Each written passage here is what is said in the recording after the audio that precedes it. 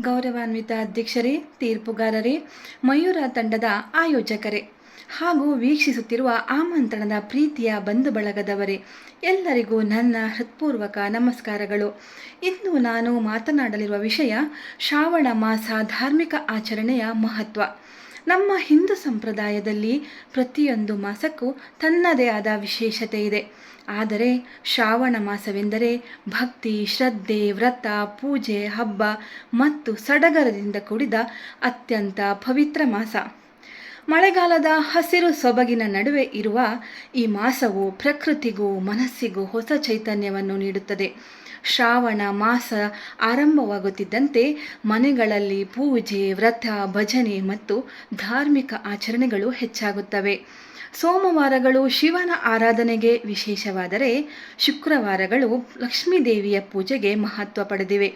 ನಾಗರ ಪಂಚಮಿ, ವರಮಹಾಲಕ್ಷ್ಮಿ ವ್ರತ, ರಕ್ಷಾಬಂಧನ, ಶ್ರೀಕೃಷ್ಣ ಜನ್ಮಾಷ್ಟಮಿಯಂತಹ ಅನೇಕ ಹಬ್ಬಗಳು ಶ್ರಾವಣ ಮಾಸದ ಸೊಬಗನ್ನು ಹೆಚ್ಚಿಸುತ್ತವೆ.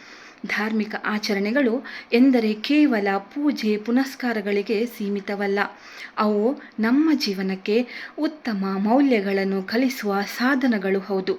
ವ್ರತವು ನಮಗೆ ಸಂಯಮವನ್ನು ಕಲಿಸುತ್ತದೆ. ಪೂಜೆ ನಮಗೆ ಶ್ರದ್ಧೆಯನ್ನು ಬೆಳೆಸುತ್ತದೆ. ದಾನ ಧರ್ಮವು ಕರುಣೆಯನ್ನು ಕಲಿಸುತ್ತದೆ. ಹಿರಿಯರಿಗೆ ಗೌರವ ನೀಡುವುದು ನಮ್ಮ ಸಂಸ್ಕೃತಿಯ ಮೌಲ್ಯವನ್ನು ತಿಳಿಸುತ್ತದೆ.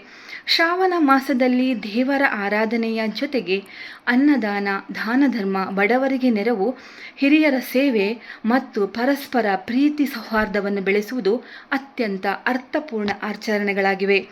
ಇಂದಿನ ಆಧುನಿಕ ಜೀವನ ಶೈಲಿಯಲ್ಲಿ ನಾವು ಎಷ್ಟೇ ಮುಂದುವರಿದರೂ ನಮ್ಮ ಸಂಸ್ಕೃತಿ ಮತ್ತು ಸಂಪ್ರದಾಯಗಳ ಬೇರುಗಳನ್ನು ಮರೆಯಬಾರದು.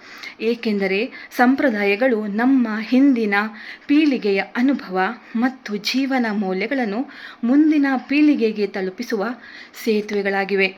ಆದ್ದರಿಂದ ಶ್ರಾವಣ ಮಾಸದಲ್ಲಿ ನಾವು ದೇವರನ್ನು ಪೂಜಿಸುವ ಜೊತೆಗೆ ಒಳ್ಳೆತನವನ್ನು ಆಚರಿಸೋಣ, ಪ್ರೀತಿಯನ್ನು ಹಂಚಿಕೊಳ್ಳೋಣ, ಹಸಿದವರಿಗೆ ಅನ್ನ ನೀಡೋಣ, ಅಗತ್ಯವಿರುವವರಿಗೆ ನೆರವಾಗೋಣ, ಹಿರಿಯರನ್ನು ಗೌರವಿಸೋಣ. ಆಗ ಮಾತ್ರ ನಮ್ಮ ಧಾರ್ಮಿಕ ಆಚರಣೆಗಳು ನಿಜವಾದ ಅರ್ಥವನ್ನು ಪಡೆದುಕೊಳ್ಳುತ್ತವೆ.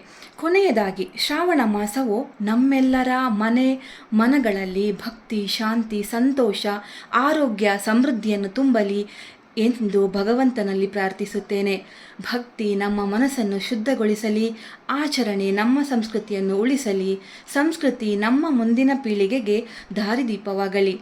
ಈ ಸುಂದರ ಅವಕಾಶವನ್ನು ನೀಡಿದ ಮಯೂರ ತಂಡಕ್ಕೆ ಹಾಗೂ ಆಮಂತ್ರಣ ವೇದಿಕೆಗೆ ಹೃತ್ಪೂರ್ವಕ ಧನ್ಯವಾದಗಳು. ಎಲ್ಲರಿಗೂ ನಮಸ್ಕಾರಗಳು.